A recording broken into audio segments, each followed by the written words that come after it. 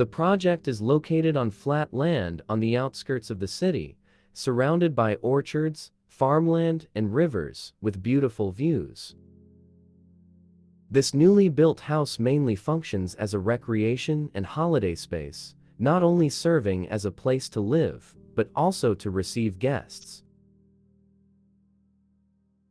The design concept comes from a courtyard house Siheyuan, a type of traditional Chinese residence. Siheyuan has an inward-facing architectural structure, with the buildings arranged around a central courtyard. The outside of the Siheyuan is closed, while the inner courtyard is completely open, providing a little privacy for the residents.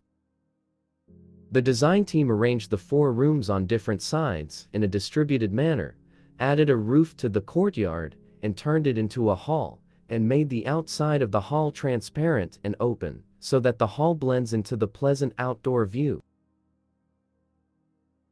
In the inner courtyard, most of the brick walls leave holes, allowing natural air ventilation and light penetration.